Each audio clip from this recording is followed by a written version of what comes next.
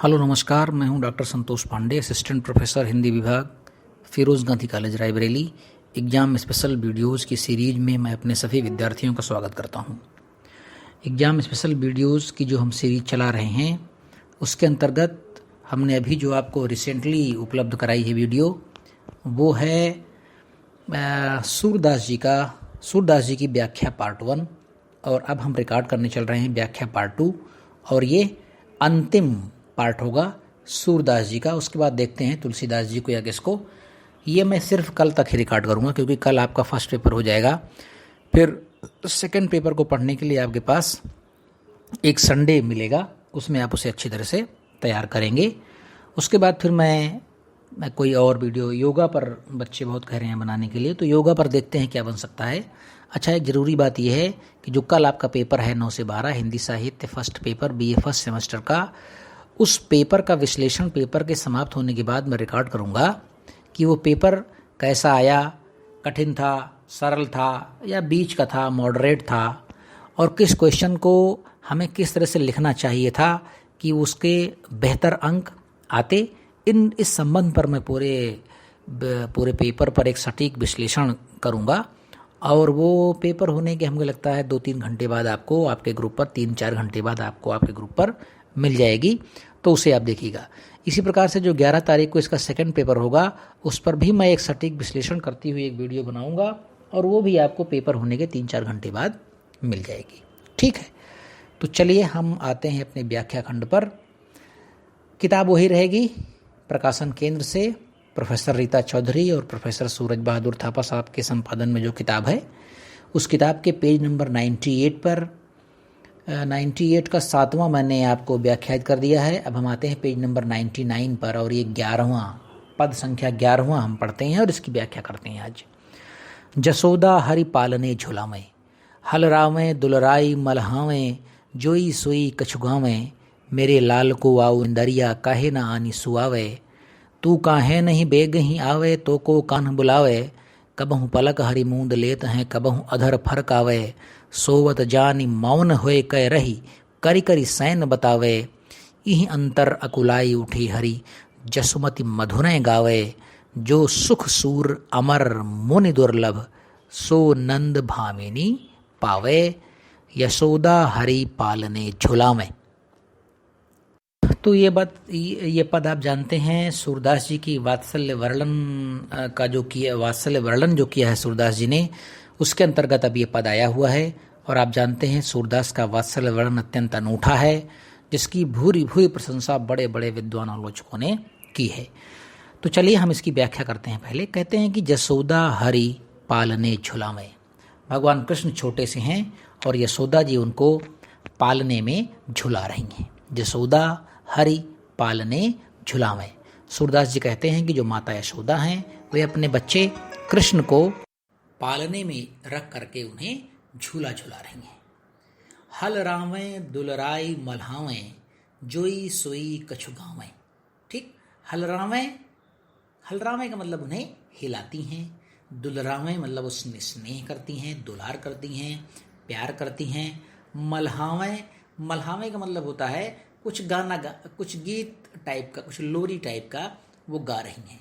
हलरावें दुलराई मल्हावें, जोई सोई कछु गावें।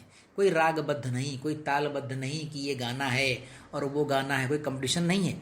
अपने बच्चे को स्नेह कर रही हैं माता यशोदा, तो जो मन में आता है वो अपने बच्चों को खिलाते हुए, अपने बच्चों को दुलार करते हुए वो गा रही हैं।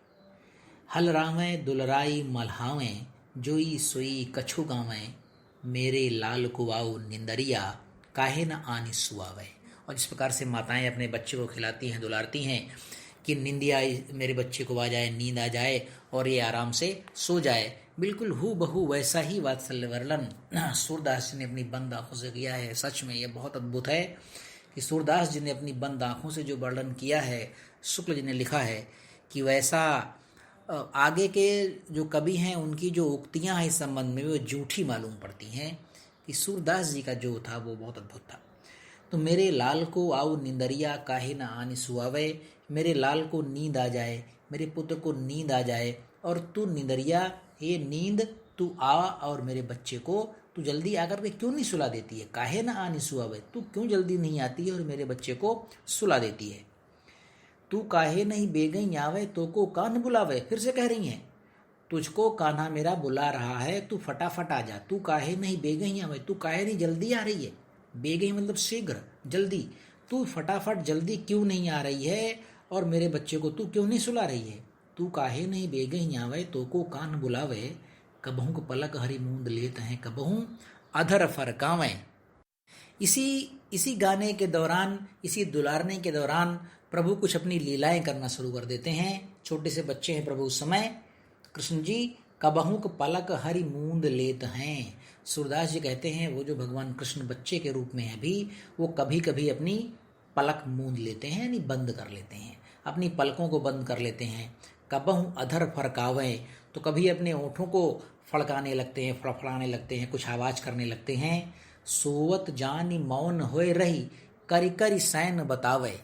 सोवत जानी मौन होए रही, करी करी सैन बतावे। अर्थात यशोदा माता क्या करती हैं? सोवत जानी, जब वो जान जाती हैं कि मेरा बच्चा सो गया है, तो मौन होए रही करी, तो वो कुछ काम बताती हैं लोगों को, तुम ऐसा कर लो, तुम ऐसा कर लो, यहाँ चले जाओ, वहाँ चले जाओ, यहाँ पर शोरगुल मत करो, बच्चा मेरा सो रहा है। इस तरह कोई भी बात जब उनको कहना होता है तो वो इशारों में अपनी बात कहती हैं, क्योंकि अगर मैं इसको बोल करके कहूँगी या आवाज़ में कहूँगी या चिल्ला करके मैं किसी को बुलाऊंगी या पुकारूंगी, तो मेरे बच्चे की नींद में खलल पड़ जाएगा, मेरे बच्चे की नींद टूट जाएगी।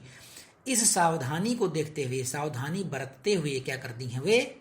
अपने बच्चे को सोवत जानी मौन होए रहे करे, अपने बच्चे को सोता हुआ जान करके खुद जो भी बात कहना है उसको मौन हो करके इशारों में कह रही हैं। करी करी सैन बतावे, इशारों में कर करके उन्हें बता रही हैं।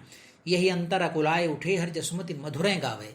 इसी बीच में क्या होता है कि जो बालक कृष्ण होते हैं वो अकुलाए उठे हर, बड़ी बेचैन होकर के वो, उनकी नींद खुल जाती है, वो उठ जाते हैं। इसी बीच में कृष्ण रूप में, बालक रूप में जो कृष्ण हैं वो अकुला करके उठते हैं, बेचैन होकर थोड़ा उठ जाते हैं।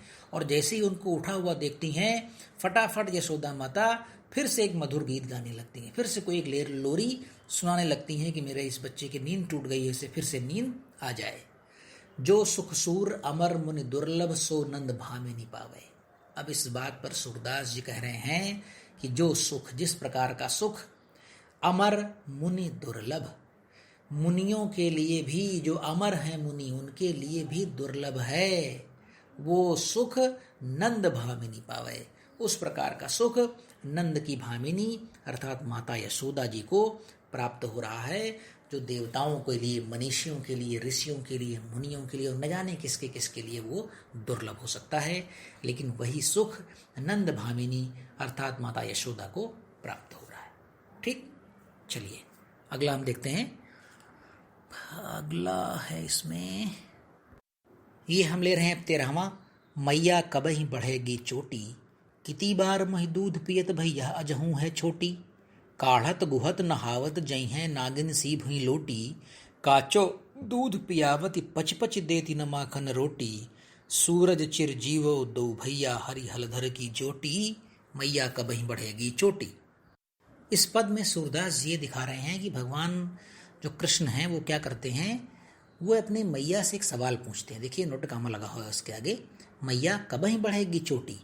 ये जो मेरी चोटी है, यानी जो मेरे बाल की जो चोटी है, ये कब बढ़ेगी? मैया कबही बढ़ेगी चोटी। असल में हुआ क्या कि माता यशोदा ने अपने बच्चे को दूध इत्यादि पिलाने के लिए, कुछ खाने पीने के देने के लिए एक बहाना बनाती है। ऐसी माताएं बहाना बनाती हैं, तुम ये खा लो तुम्हारा ऐसा हो जाएगा, तुम ये खा लो तुम्हारा ऐसा हो जाएगा, बच्चा तुम खा लो नहीं तो वो आ जाएंगे।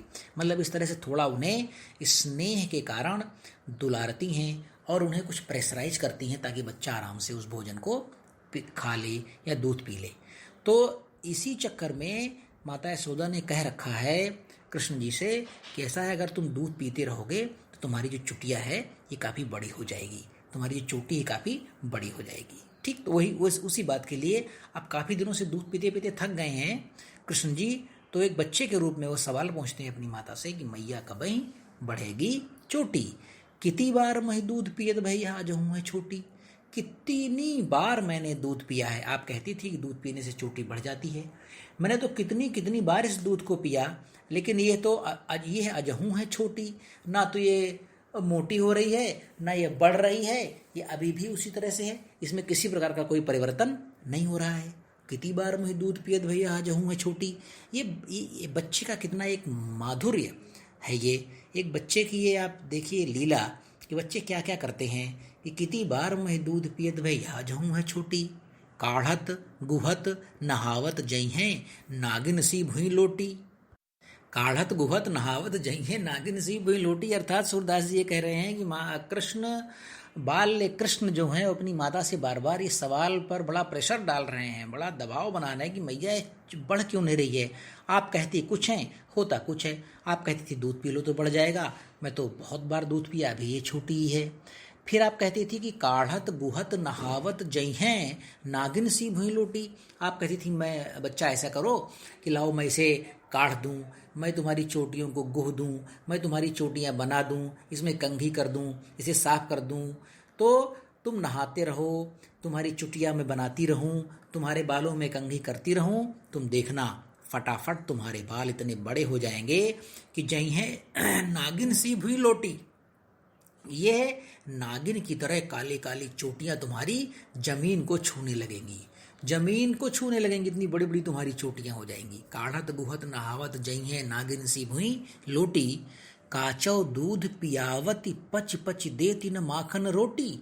अगली पंक्ति में फिर से एक नया सवाल खड़ा करते हैं कि आप इसी चक्कर में, इसी बहाने कि तुम्हारी चोटी बढ़ जाएगी, तुम्हारी चुटिया मोटी हो जाएगी, बड़ी हो जाएगी, तो तुमने मुझे माता जी क्या किया कि तुमने मुझे कच्चा दूध पिलाया, एकदम दबाव बना बना करके, पच पची जबरदस्ती तुमने मुझे कच्चा दूध पिलाया। काचो दूध पियावत पच पच देत न माखन रोटी।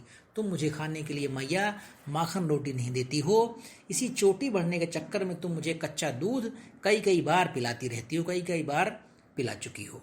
सूरज चिरजीवों दो भैया हरि हलधर की जोटी। सूरदास जी कहते हैं कि सूरदास जी क्या कह रहे हैं कि सूरज मतलब सूरदास जी, चिर जीवो दो भैया, तुम अनंत काल तक दोनों भाई इस पृथ्वी पर रहो, हरि हलधर की जोटी। कृष्ण और बलदाऊ की जो ये जोड़ी है ये हमेशा हमेशा के लिए बनी रहे, ये कभी एक दूसरे से बिछुड़े नहीं। तो इस तरह से व्याख्या समाप्त होती है। एक बात विशेष मैं बता रहा हूँ आपको कि अगर आपको वात्सल्य रस में डूबे हुए कोई भी पद आ जाए व्याख्या करने के लिए, तो वात्सल्य रस के तमाम उदाहरण आपको याद होंगे, उनमें से कोई भी एक उदाहरण आप उसके भाव साम्य के रूप में लिख दीजिएगा और वो आराम से आपका काम हो जाएगा। ठीक, काव्य रूप में मैंने बताया आपको कि सूरसागर आप लिख सकते हैं, गेय शैली में ये सब पद हैं, भाषा में ब्रज लिख सकते हैं, वो सब आप लिखते रहेंगे। ठीक, चलिए अगला हम देखते हैं, पेज नंबर 101 पर है उसी किताब में, 16वां है, मैया मैं नहीं माखन खायो।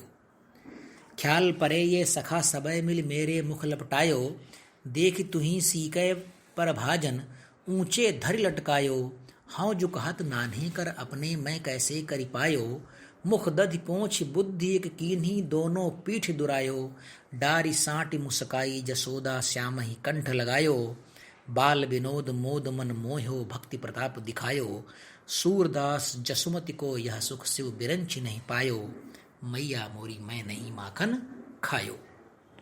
इस पद के जो पूर्व की घटना है वो क्या है कि बार बार शिकायत आती रहती थी गोपिकाओं के द्वारा कि जो कृष्ण हैं ये बाल्य रूप में ये हमारा माखन चुरा करके खा जाते हैं, दही खा जाते हैं, मक्खन खा जाते हैं। तो माता यशोदा को विश्वास नहीं होता था और कृष्ण आकर के अपनी सफाई देते थे कि भाई माता जी मैंने तो मक्खन नहीं खाया, लोग झूठ बोल रहे हैं।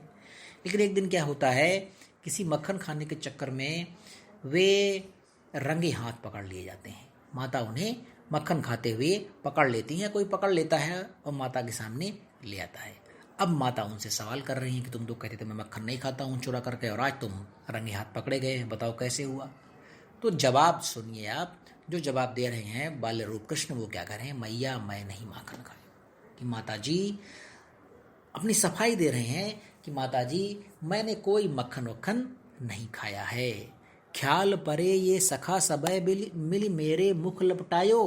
हुआ क्या कि हमको पकड़ाने के लिए कि ये जो है मक्खन चुरा करके खाते हैं, तो हमारे सभी साथी संगियों ने हमारे मुख में जबरदस्ती पकड़ करके मुझे मेरे मुख में मक्खन लपेट दिया है। ख्याल परे ये सखा समय मिली मेरे मुख लपटायो। कह रहे मुझे याद आ रहा है, ख्याल परे मतलब मुझे याद आ रहा है, मेरी स्मृति में ये बात आ रही है कि ओहो अब मैं समझा कि ये मक्खन कहाँ से लगा। असल में ये मक्खन मैंने खाया नहीं है, मेरे संगी साथियों ने जबरदस्ती मुझे पकड़ करके मेरे मुंह में मक्खन लगा दिया। फिर सूरदास जी लिखते हैं आगे कि देख तुही सीके पर भाजन ऊंचे धरि लटकायो।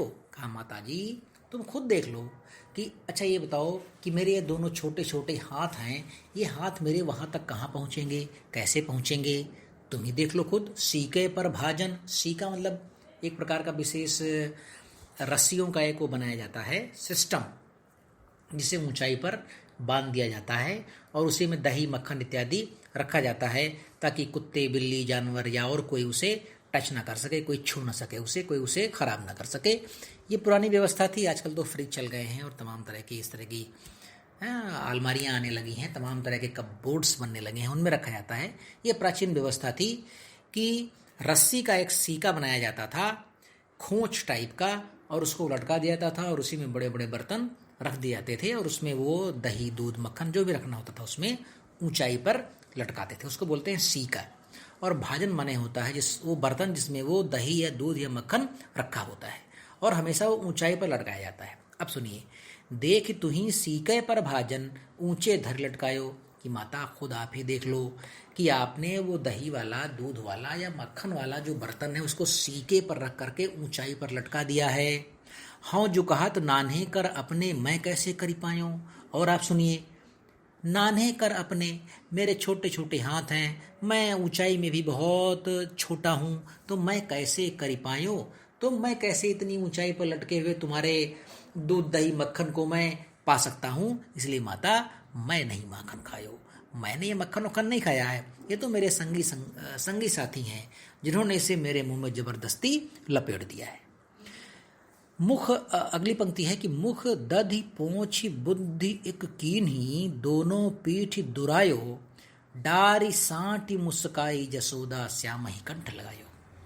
हाँ, एक क्या करते हैं कृष्ण जी कि एक उनके दिमाग में एक आइडिया आती है, कि यार तो रंगे हाथ तो पकड़े गए हैं, तो कुछ जुगाड़ करते हैं कि ये जो रंगे हाथ, ये जो कलर रेड हैंडेड हम पकड़ लिए गए हैं, अगर ये कलर, ये रेड हैंड, ये जो सबूत है, अगर मैं इसे मिटा सकूं तो ज़्यादा अच्छा हो जाएगा, फिर तो बात खत्म हो जाएगी। बचपना है तो सोच सकता है बालक ऐसा। तो क्या करते हैं वो, मुख दधि पोंछी, तो जो मक्खन खाते समय या दही खाते समय या दूध पीते समय जो कुछ उनके मुंह में लग गया था, जो प्रमाण दे रहा था कि उन्होंने मक्खन खाया हुआ है, इनकी चोरी का जो प्रमाण दे रहा था वो उनके मुख में लगा हुआ था, वो दही। तो क्या क्या, फट से अपने हाथों से पोंछ डाला। मुख दधि पोंछ, अपने मुख में लगे हुए दही को अपने हाथों से फट से पोंछा। और एक आइडिया दिमाग में फट से आई थी, ये बुद्धि एक की नहीं, और एक आइडिया ने काम किया। एक आप कह लीजिए उनकी जो बुद्धिमत्ता है, उनका जो चातुर्य है, इसे बोलते हैं विट, उनका जो चातुर्य है उस चातुर्य ने काम किया। दोनों पीठ दुरायो, और अपने दोनों हाथों को फट से अपनी पीठ में छुपा लिया। अपने दोनों हाथों से अपने मुंह की दही को पोंछ करके और चातुर्य बस अपनी पीठ के पीछे उसे दुरायो मतलब छिपा लिया। ये देख करके हुआ क्या, डारी सांटी मुस्काई जसोदा। अब कोई भी माता होगी, एक सामान्य सी भी माता होगी, एक सामान्य सा भी बालक होगा। देखिए, माता के लिए कोई भी बालक सामान्य नहीं होता है। यशोदा के लिए जितने प्यारे कृष्ण थे, उतना ही इस दुनिया की प्रत्येक माता के लिए उसका प्यारा उसका पुत्र होता है, उसकी पुत्री होती है, उसके बच्चे होते हैं। तो जिस प्रकार से यशोदा ने जो काम किया था वही आजकल की सारी माताएं करती हैं। गाँव में ये दृश्य बहुत देखने को मिलते हैं, शहरों में तो इस दृश्य को देखने के लिए आप शायद तरस जाएंगे, लेकिन गाँव में ये दृश्य तो हमने बहुत देखे हैं। आज गांव में भी हालांकि ऐसे दृश्यों की बड़ी कमी हो गई है। तो क्या दृश्य था, क्या सीन आता है, बड़ा गजब का सीन है कि डारी सांटी मुस्काई जसोदा। जैसे ही उन्होंने इस बुद्धि चातुर्य को दिखाया, माता यशोदा दुलार की मारे एकदम स्नेह से पुलकित हो गईं और उन्होंने वो जो डंडा ले रखा था कि आज मैं इससे तुमको मारूंगी, तुम्हारी चोरी पकड़ी गई है, साँटी साँटी माने वही डंडा, साँट मतलब साँटना मारना भी कहते हैं इसको, मारने वाला वो जो डंडा, दंडित करने वाला वो जो डंडा था उसको फेंक करके मुस्कुराने लगी माता यशोदा, श्याम ही कंठ लगायो और अपने बच्चे को अपने गले से लगा लिया। कोई भी माता ऐसे करेगी, यशोदा ही नहीं कोई भी माता ऐसे करेगी, तभी तो सूरदास जी के बारे में कहा जाता है कि बिना आंखों के जो वर्णन किया है सूरदास जी ने वो सच में अद्भुत है, अद्भुत है। तो डार साँट मुस्काई जसोदा, श्याम ही कंठ लगायो, बाल विनोद मोद मन मोहो, भक्ति प्रताप दिखायो। माता यशोदा के सामने जो ये बाल विनोद किया, अभी अभी कृष्ण ने आपने सीन ऊपर देखे जो कई सीन्स में आती हैं, दधी का पोंछना, बहाना बनाना और ऊंचे पर आपने लटका दिया है, मैं कैसे पाऊंगा, इस प्रकार के जो सीन क्रिएट किए हैं सूरदास जी ने, इन सब को देख करके बाल विनोद, बच्चे की ऐसी क्रीड़ा देख करके मोद मन मोहो, अपने मन में अत्यंत मोहित हो गई, अपने बच्चे के लाड़ प्यार के प्रति वात्सल्य से अत्यंत मोहित हो गई माता यशोदा, भक्ति प्रताप दिखायो। और उस बच्चे कृष्ण ने भी अपने वात्सल्य को जो अपनी माता के प्रति एक प्रदर्शन होता है वो उसकी आंखों में, बच्चे की आंखों में साफ साफ छलक रहा था, वो बच्चे ने दिखाया। अब सूरदास जी अंतिम पंक्ति में कहते हैं, सूरदास जसुमति को यह सुख स्यो बिरंच नहीं पायो। सूरदास जी कह रहे हैं माता यशोदा को जो यह सुख है, ये सुख तो शंकर भगवान को और ब्रह्मा जी को भी नहीं प्राप्त है, जो सुख माता यशोदा जी को प्राप्त है। ठीक है, चलिए देखते हैं नेक्स्ट कौन सी है। हम बता रहे हैं कि फिर से वात्सल्य वर्णन का कोई भी भाव साम में आप इसमें बहुत आराम से लिख सकते हैं और लिख दीजिएगा। आगे कोई ऐसा इंपॉर्टेंट नहीं था जो एग्जामिनेशन के दृष्टिकोण से इंपॉर्टेंट हो सूरदास जी का। तो सूरदास जी की व्याख्या पार्ट 2 मैंने आपके लिए बना दी है, ये बहुत जल्द आपको आपके ग्रुप पर शेयर होगी और मेरे यूट्यूब चैनल पढ़े चलो पर आपको मिल जाएगी। और एक निवेदन है अपने सभी विद्यार्थियों से कि मेरा जो पर्सनल कई लोगों ने हमसे ये कहा कि आप मुझे व्हाट्सएप ग्रुप पर अपने ऐड कर लीजिए। तो मैं बता दूं कि जो व्हाट्सएप ग्रुप है वो कॉलेज का ऑफिशियल ग्रुप है, फिरोज गांधी कॉलेज का। मेरा अपना कोई पर्सनल व्हाट्सएप ग्रुप नहीं है। मैं बना सकता हूं लेकिन नहीं बना रहा हूं। क्यों नहीं बना रहा हूं? क्योंकि उस पर लिमिटेड है, 250 लोगों की लिमिट है, फिर कई प्रकार के ग्रुप बनाने पड़ेंगे। दूसरी बात है कि 16 MB से ऊपर की फाइल उस पर अपलोड नहीं होती है। तो इस तरह की सुविधाएं सब टेलीग्राम पर उपलब्ध हैं। तो जानबूझ करके मैंने अपना व्हाट्सएप ग्रुप नहीं बनाया है। मेरा अपना पर्सनल टेलीग्राम चैनल है, उसका नाम है पढ़े चलो। आप टेलीग्राम लोड करें, टेलीग्राम पर जाएं, पढ़े चलो सर्च करें और वहाँ से जाकर के आप उसे ज्वाइन कर सकते हैं बहुत आराम से। तो मैं एक सूचना और दे दूं आपको कि कल जो आपका पेपर होने वाला है वो पेपर समाप्ति जब होगी आपकी, 9 से 12 पेपर है, वो पेपर समाप्ति होने के 3 से 4 घंटे बाद मैं उस पेपर का एक विश्लेषण करूंगा, उसकी एक वीडियो बनाऊंगा। वो वीडियो आपको शाम तक मिल जाएगी, उसे आप ज़रूर देखें ताकि आपको आत्मविश्वास आ सके कि मैंने अपना पेपर अच्छा किया है, कम अच्छा किया है या थोड़ा गड़बड़ कर दिया है। और जिन्होंने अच्छा किया है उन्हें बहुत बधाई दूंगा मैं, जिन्होंने थोड़ा कम अच्छा किया है उन्हें भी मैं उतनी ही बधाई दूंगा, और जिन्होंने इसे गड़बड़ किया है उन्हें भी उतनी बधाई दूंगा, क्योंकि अभी आपका ये पहला पेपर है। अभी आपके पास बहुत मौके हैं। असफलता ही सफलता की सीढ़ी है। जीवन में असफलता हमें असफलता की ओर ले जाने के लिए नहीं होती है, जीवन की असफलता हमें सफलता की ओर ले जाने के लिए होती है। कहते हैं अगर तुम्हें कोई पत्थर मार रहा है तो उन पत्थरों से डरो मत, उन लोगों को पत्थर मारने दो और उन पत्थरों को उठा उठा के रखते रहो, और एक दिन उन्हीं पत्थरों से अपना महल बना लेना और आराम से उसमें सोना और रहना। ठीक, तो अपनी असफलताओं को आप क्या करेंगे, गले नहीं लगाएंगे, उससे आप सफलता के पायदान पर अपने कदम रखेंगे और आसमान की ऊंचाई पर आप जरूर चढ़ेंगे। तो चलिए, हमारे साथ आप बने रहते हैं, आप पढ़ते लिखते हैं। मैं हृदय से आभारी हूँ अपने सभी विद्यार्थियों का, और मैं कल के लिए आपको अपनी शुभकामनाएं प्रेषित कर रहा हूँ। मैं बहुत बहुत शुभकामनाएं प्रेषित कर रहा हूँ कि हमारे सभी विद्यार्थियों का कल वाला एग्जाम बहुत अच्छे से हिंदी का हो जाए। वैसे तो एग्जाम आप डेली दे रहे होंगे कोई ना कोई पेपर। तो चलिए, अगली वीडियो में आपसे बहुत जल्द मुलाकात होगी। नमस्कार।